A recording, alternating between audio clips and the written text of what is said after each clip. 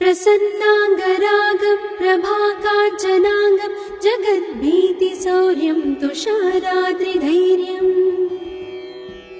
तृणीभूतहेतिं रणोद्यद्विभूतिं भजे वायुपुत्रं पवित्राप्तमित्रम् भजे पावनं भावनानित्यवासम् भजे बालभानुं प्रभाचारुवासम् भजे चन्द्रिका कुन्दमन्दारहासम् भजे सन्ततं रामभूपालदासम् भजे लक्ष्मणप्राणरक्षातिदक्षं भजे तोषितानेकगीर्वाणपक्षम् भजे घोरसङ्ग्रामसीमाहताक्षं भजे रामनामातिसम्प्राप्तरक्षम् कृताभीलनादं क्षितिक्षिप्तपादम् घनक्रान्तभृङ्गं कटिस्थोरुजङ्घम् वियद्व्याप्तकेशं भुजाश्लेषितास्मम् जयश्री समेतं भजे रामदूतम् चलद्वालघातं भ्रमच्चक्रवालं कठोराट्टहासं प्रभिन्नाब्जजाण्डम् महासिंहनादाद्विशीर्णत्रिलोकं भजे आञ्जनेयं प्रभुं वज्रकायम् रणे भीषणे मेघनादे सनाधे सरोषे समारोपिते मित्रमुख्ये खगानां घनानां सुराणां च मार्गे नतं तं वहं तं हनुमन्तमीडे कनद्रत्नजम्भारिदम्भोळिधारं कनद्दन्तनिर्धूतकालोग्रदन्तम् पदाघातभीताब्धिभूताधिवासं रणक्षोणिदक्षं भजे पिङ्गळाक्षम् महाग्राहपीडा महोत्पातपीडा महारोगपीडा महातीव्रपीडा हरत्यासुते पादपद्मानुरक्तो नमस्ते कपिश्रेष्ठ रामप्रियो यः सुधा सिन्धुमुल्लङ्घ्य नाथोग्रदीप्तः सुधा चौषधीस्था प्रगुप्तप्रभावः षडद्रोणशैलस्य सारेण सेतुं विना भूस्वयं कः समर्थः कपीन्द्रः निरातङ्कमाविश्य लङ्कां विसङ्गो भवानेव सीतातिशोकापहारी समुद्रान्तरङ्गादिरौद्रं विनिद्रम् विलङ्घ्योरुजङ्घस्तुतः मर्त्यसङ्घः रमानाथ रामः क्षमानाथ रामः अशोकेन शोकं विहाय प्रहर्षम् वनान्तर्घनं जीवनं दानवानं विपाट्य प्रहर्षात् हनूमान् त्वमेव जराभारतो भूरिपीडां शरीरे निराधारणारूढगाढप्रतापे भवत्पादभक्तिं भवद्भक्तिरक्तिम् कुरु श्रीहनुमत्प्रभो मे दयाळो महायोगिनो ब्रह्मरुद्रादयो वा न जानन्ति तत्त्वं निजं राघवस्य कथं ज्ञायते मातृसेनित्यमेव प्रसीद प्रभो वानरेन्द्रो नमस्ते नमस्ते महासत्त्ववाहाय तुभ्यम् नमस्ते महावज्रदेहाय तुभ्यम् नमस्ते परीभूतसूर्याय तुभ्यम्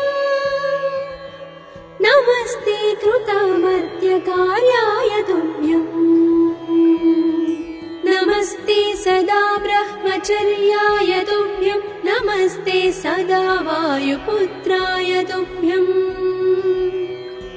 नमस्ते सदा पिङ्गलाक्षाय तुभ्यम् नमस्ते सदा रामभक्ताय तुभ्यम् हनुमद्भुजङ्गप्रयातं प्रभाते प्रदोषेऽपि वाचाथ रात्रेऽपि मध्यः पठन्नस्नतोऽपि प्रमुक्ताघचारः सदा सर्वदा रामभक्तिं प्रयाति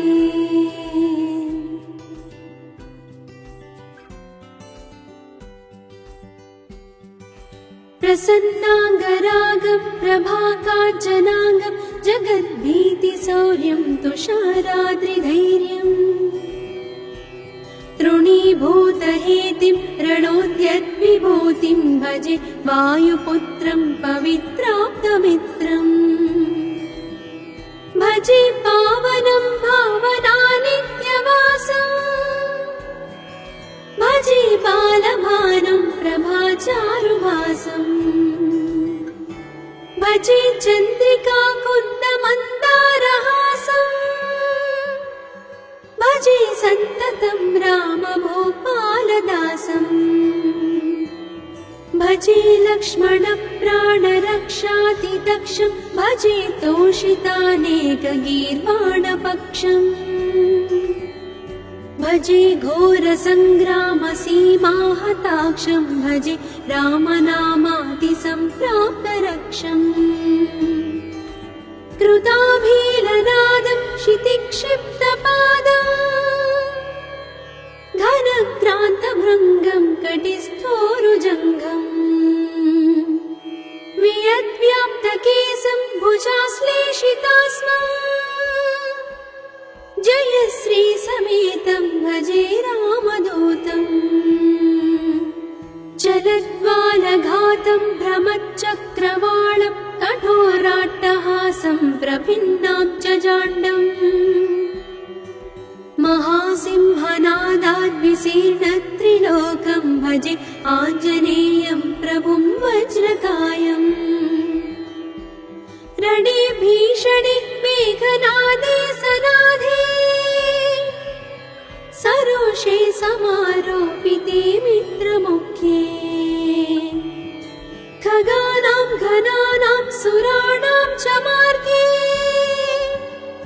नतं तं वहं तं हनुमन्तमीडे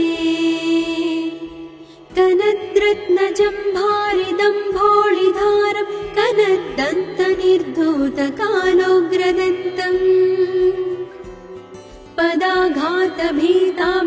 पदाघातभीताब्धिभूताधिवासं रणक्षोणिदक्षं भजे पिङ्गलाक्षम्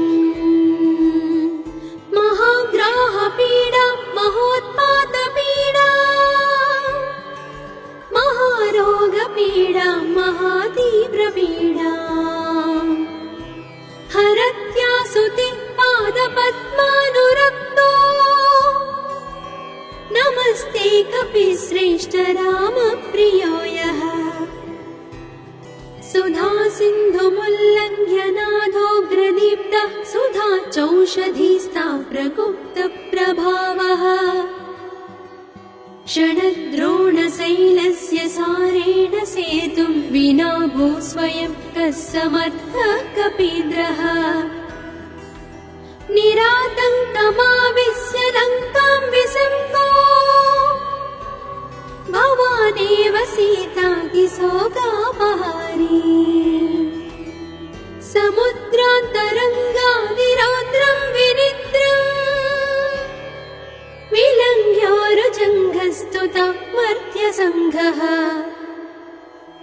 रमानाथ रामः क्षमानाथ रामः अशोकेन शोकं विहाय प्रहर्षम् वनान्तर्घनं जीवनं दानवानं विपाट्य प्रहर्षा हनुमान् त्वमेव जराभारतो भूरिपीडां शरीरे निराधारणारूढगाढप्रतापे भवत्पादभक्तिं भवद्भक्तिरक्तिम्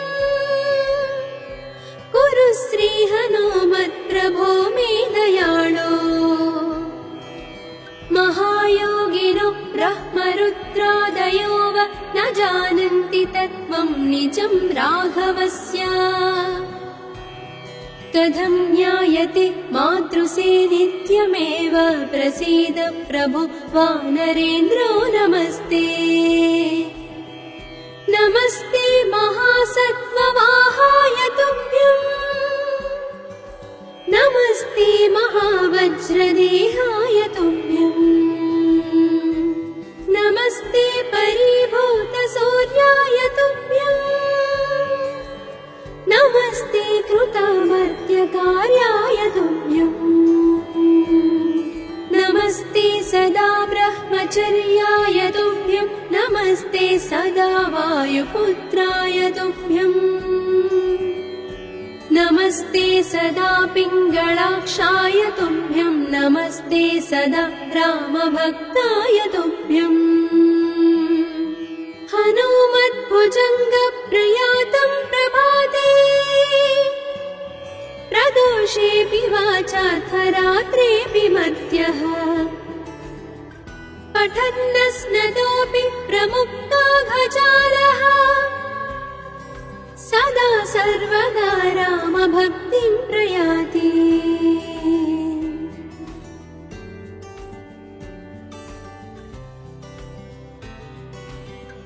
प्रसन्नाङ्गरागं प्रभाकाञ्चनाङ्गं जगद्भीतिशौर्यं तुषाराद्रिधैर्यम् तृणीभूतहेतिं रणोद्यद्विभूतिं भजे वायुपुत्रं पवित्राप्तमित्रम् भजे पावनं भावनानित्यवासम् भजे बालभानुं प्रभाचारुवासम् भजे चन्द्रिका कुन्दमन्दारहासम् भजे सन्ततं रामभूपालदासम् भजे लक्ष्मणप्राणरक्षातिदक्षं भजे तोषितानेकगीर्वाणपक्षम् भजे घोरसङ्ग्रामसीमाहताक्षं भजे रामनामातिसम्प्राप्तरक्षम् कृताभीलनादं क्षितिक्षिप्तपादम् घनक्रान्तभृङ्गं कटिस्थोरुजङ्घम् वियद्व्याप्तकेशं भुजाश्लेषितास्मम् जयश्री समेतं भजे रामदूतम् जलद्वालघातं भ्रमच्चक्रवालं कठोराट्टहासं प्रभिन्नाब्जजाण्डम् महासिंहनादाद्विशीर्णत्रिलोकं भजे आञ्जनेयं प्रभुं वज्रकायम् रणे भीषणे मेघनादे सनादे सरोषे समारोपिते मित्रमुख्ये खगानां घनानां सुराणां च मार्गे नतं तं वहं तं हनुमन्तमीडे कनद्रत्नजम्भारिदम्भोळिधारं कनद्दन्तनिर्धूतकालोग्रदन्तम् पदाघातभीताब्धिभूताधिवासं रणक्षोणिदक्षं भजे पिङ्गळाक्षम् महाग्राहपीडा महोत्पातपीडा महारोगपीडा महातीव्रपीडा हरत्यासुति पादपद्मानुरक्तो नमस्ते कपिश्रेष्ठ रामप्रियो यः सुधा सिन्धुमुल्लङ्घ्य नाथोग्रदीप्तः सुधा चौषधीस्ता प्रगुप्तप्रभावः षडद्रोणशैलस्य सारेण सेतुं विना भूस्वयं कः समर्थः कपीन्द्रः निरातङ्कमाविश्य लङ्कां विसङ्गो भवानेव सीतातिशोकापहारी समुद्रान्तरङ्गादिरौद्रं विनिद्रम् निजम्भ्योरुजङ्घस्तुता मर्त्यसङ्घः रमानाथ रामः क्षमानाथ रामः अशोकेन शोकं विहाय प्रहर्षम् वनान्तर्घनं जीवनं दानवानं विपाट्य प्रहर्षा हनुमान् त्वमेव जराभारतो भूरिपीडां शरीरे निराधारणारूढगाढप्रतापे भवत्पादभक्तिं भवद्भक्तिरक्तिम् कुरु श्रीहनुमत्प्रभो मे दयाळो महायोगिनो ब्रह्मरुद्रादयो वा न जानन्ति तत्त्वं निजं राघवस्य कथं ज्ञायते मातृसेनित्यमेव प्रसीद प्रभो वानरेन्द्रो नमस्ते नमस्ते महासत्त्ववाहाय तुभ्यम् नमस्ते महावज्रदेहाय तुभ्यम् नमस्ते परिभूतसूर्याय तुभ्यम् नमस्ते कृतमर्त्यकार्याय तुभ्यम् नमस्ते सदा ब्रह्मचर्याय तुभ्यम् नमस्ते सदा वायुपुत्राय तुभ्यम् नमस्ते सदा पिङ्गळाक्षाय तुभ्यम् नमस्ते सदा रामभक्ताय तुभ्यम् हनुमद्भुजङ्गप्रयातं प्रभाते प्रदोषेऽपि वाचार्थरात्रेऽपि मर्त्यः पठन्नस्नतोऽपि प्रमुक्ताघचारः सदा सर्वदा रामभक्तिं प्रयाति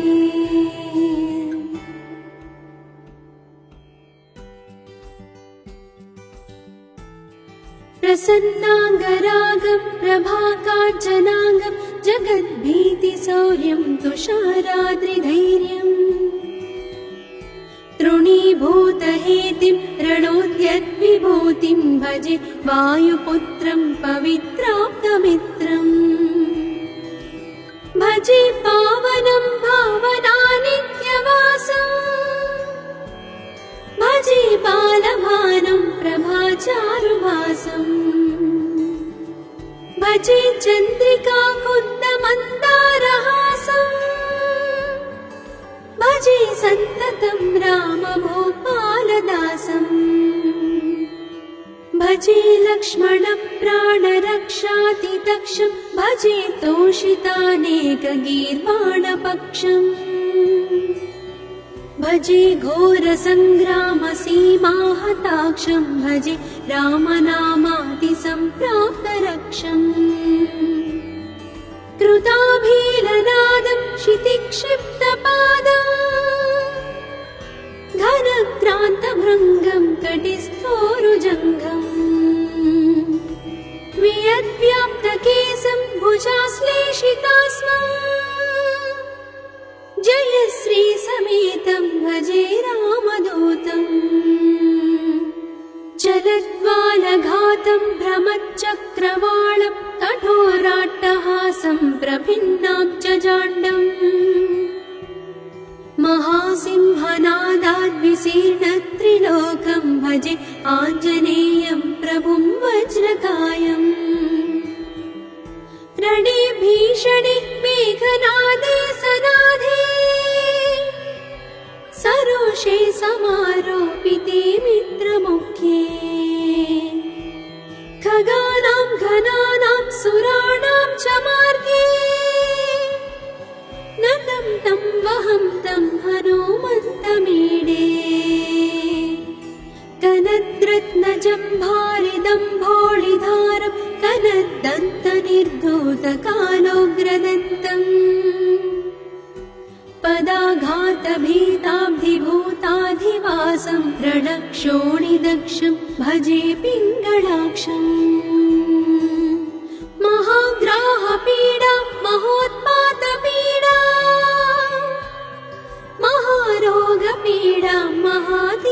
पीडा हरत्यासुति पादपद्मानुरक्तो नमस्ते कपिश्रेष्ठ रामप्रियो यः सुधा सिन्धुमुल्लङ्घ्य नाथोग्रदीप्तः सुधा चौषधीस्ता प्रगुप्त प्रभावः षडद्रोणशैलस्य सारेण सेतुं विना भू स्वयं कः समर्थः कपीन्द्रः निरातङ्कमाविश्य लङ्कां विसम्पो भवानेव सीतातिशोकापहारी समुद्रान्तरङ्गादिरौद्रं विनिद्रम् विलङ्घ्योरुजङ्घस्तुतः मर्त्यसङ्घः रमानाथ रामः क्षमानाथ रामः अशोकेन शोकं विहाय प्रहर्षम् वनान्तर्घनं जीवनं दानवानं विपाट्य प्रहर्षात् हनूमान् त्वमेव जराभारतो भूरिपीडां शरीरे निराधारणारूढगाढप्रतापे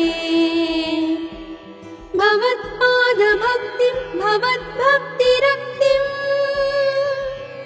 कुरु श्रीहनुमत्प्रभो मे दयाळो महायोगिनो ब्रह्मरुद्रादयो वा न जानन्ति तत्त्वं निजं राघवस्य कथं ज्ञायते मातृसे नित्यमेव प्रसीद प्रभो वानरेन्द्रो नमस्ते नमस्ते महासत्त्ववाहाय तुभ्यम् नमस्ते महावज्रदेहाय तुभ्यम् नमस्ते परिभूतसूर्याय तुभ्यम् नमस्ते कृतमर्त्यकार्याय तुभ्यम् नमस्ते सदा ब्रह्मचर्याय तुभ्यम् नमस्ते सदा वायुपुत्राय तुभ्यम् नमस्ते सदा पिङ्गळाक्षाय तुभ्यम् नमस्ते सदा रामभक्ताय तुभ्यम् हनुमद्भुजङ्गप्रयातं प्रभाते प्रदोषेऽपि वाचार्थरात्रेऽपि मध्यः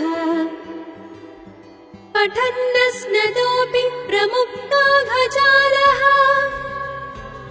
सदा सर्वदा रामभक्तिं प्रयाति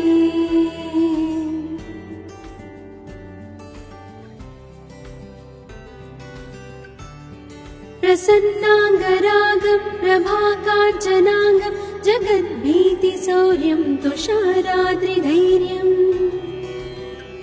तृणीभूतहेतिं रणोद्यद्विभूतिं भजे वायुपुत्रं पवित्राप्तमित्रम् भजे पावनं भावनानित्यवासम् भजे बालभानुं प्रभाचारुभासम् भजे चन्द्रिका कुन्दमन्दारहासम् भजे सन्ततं रामभूपालदासम् भजे लक्ष्मणप्राणरक्षातिदक्षं भजे तोषितानेकगीर्वाणपक्षम् भजे घोरसङ्ग्रामसीमाहताक्षं भजे रामनामातिसम्प्राप्तरक्षम् कृताभीलनादं क्षितिक्षिप्तपादम् घनक्रान्तभृङ्गं कटिस्थोरुजङ्घम् वियद्व्याप्तकेशं भुजाश्लेषितास्मम् जयश्री समेतं भजे रामदूतम् चलद्वालघातं भ्रमच्चक्रवालं कठोराट्टहासं प्रभिन्नाब्जजाण्डम् महासिंहनादाद्विशीर्णत्रिलोकं भजे आञ्जनेयं प्रभुं वज्रकायम् रणे भीषणे मेघनादे सनादे सरोषे समारोपिते मित्रमुखे खगानां घनानां सुराणां च मार्गे नटं तं वहं तं हनुमन्तमीडे कनद्रत्नजम्भारिदं भोळिधारं कनद्दन्तनिर्धूतकालोग्रदन्तम् पदाघातभीताब्धिभूताधिवासं रणक्षोणिदक्षं भजे पिङ्गळाक्षम् महाग्राहपीडा महोत्पातपीडा महारोगपीडा महातीव्रपीडा हरत्यासुते पादपद्मानुरक्तो नमस्ते कपिश्रेष्ठ रामप्रियो यः सुधा सिन्धुमुल्लङ्घ्य नाथोग्रदीप्तः सुधा चौषधीस्ता प्रगुप्तप्रभावः षडद्रोणशैलस्य सारेण सेतुं विना भूस्वयं कः समर्थः कपीन्द्रः निरातङ्कमाविश्य लङ्कां विसङ्को भवानेव सीतातिशोकापहारी समुद्रान्तरङ्गादिरौद्रं विनिद्रम् विलङ्घ्योरुजङ्घस्तुतं मर्त्यसङ्घः रमानाधरामः क्षमानाधरामः अशोकेन शोकं विहाय प्रहर्षम् वनान्तर्घनं जीवनं दानवानं विपाट्य प्रहर्षा हनुमान् त्वमेव जराभारतो भूरिपीडां शरीरे निराधारणारूढगाढप्रतापे भवत्पादभक्तिं भवद्भक्तिरक्तिम् कुरु श्रीहनुमत्प्रभो मे दयाळो महायोगिनो ब्रह्मरुद्रादयो वा न जानन्ति तत्त्वं निजं राघवस्य कथं ज्ञायते मातृसे नित्यमेव प्रसीद प्रभो वानरेन्द्रो नमस्ते नमस्ते महासत्त्ववाहाय तुभ्यम् नमस्ते महावज्रदेहाय तुभ्यम् नमस्ते परिभूतसूर्याय तुभ्यम् नमस्ते कृतमर्त्यकार्याय तुभ्यम् नमस्ते सदा ब्रह्मचर्याय तुभ्यम् नमस्ते सदा वायुपुत्राय तुभ्यम् नमस्ते सदा पिङ्गळाक्षाय तुभ्यम् नमस्ते सदा रामभक्ताय तुभ्यम् हनुमद्भुजङ्गप्रयातं प्रभाते प्रदोषेऽपि वाचार्थरात्रेऽपि मध्यः पठन्नस्नतोऽपि प्रमुक्तो घजालः सदा सर्वदा रामभक्तिं प्रयाति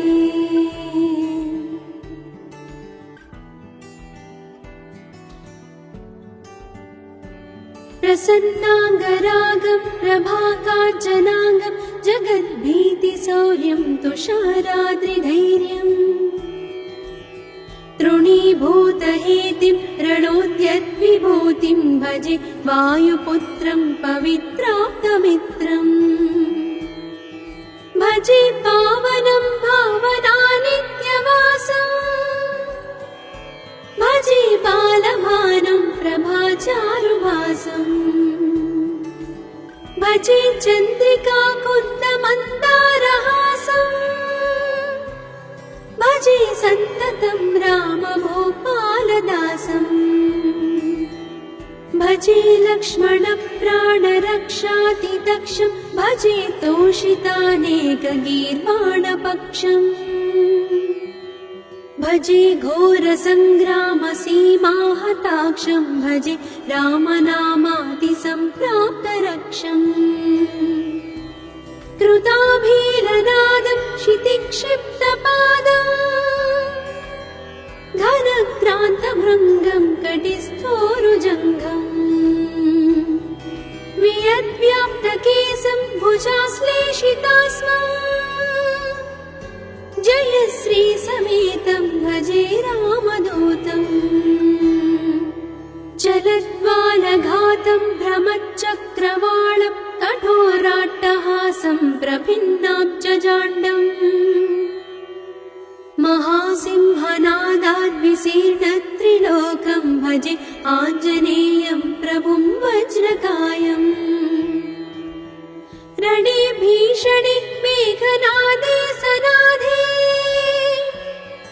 सरोषे समारोपिते मित्रमुख्ये खगानां घनानां सुराणां च मार्गे नतं तं वहं तं हनुमन्तमीडे कनद्रत्नजम्भारिदम्भोळिधारं कनद्दन्तनिर्धूतकालोग्रदन्तम् पदाघातभीताब्धिभूताधिवासं रणक्षोणिदक्षं भजे पिङ्गळाक्षम् महाग्राहपीडा महोत्पातपीडा महारोगपीडा महातीव्रपीडा हरत्यासुते पादपद्मानुरक्तो नमस्ते कपिश्रेष्ठ रामप्रियो यः सुधा सिन्धुमुल्लङ्घ्य नाथोग्रदीप्तः सुधा चौषधीस्ता प्रगुप्तप्रभावः क्षणद्रोणशैलस्य सारेण सेतुं विना भू स्वयं कः समर्थः कपीन्द्रः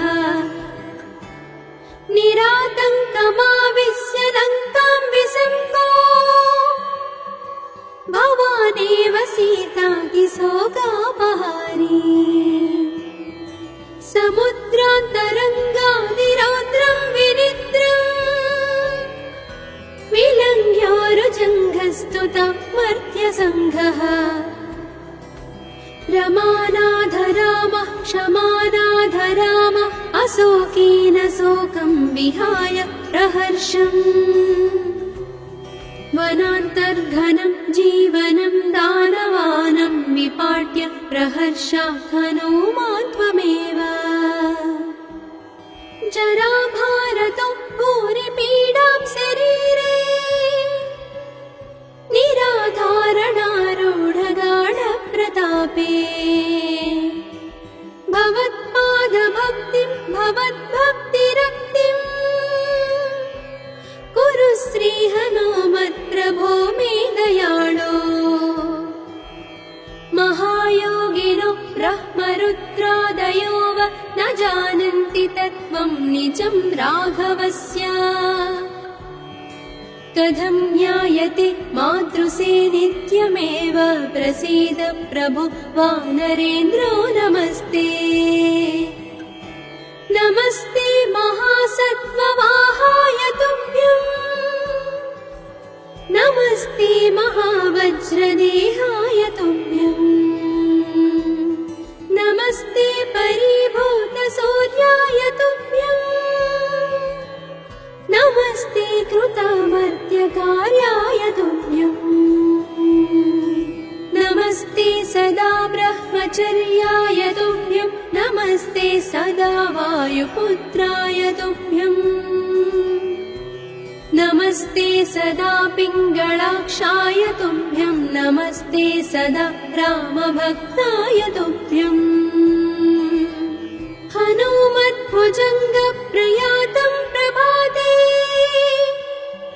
प्रदोषेऽपि वाचाथ रात्रेऽपि मध्यः पठन्नस्नतोऽपि प्रमुक्ताघजालः सदा सर्वदा रामभक्तिं प्रयाति।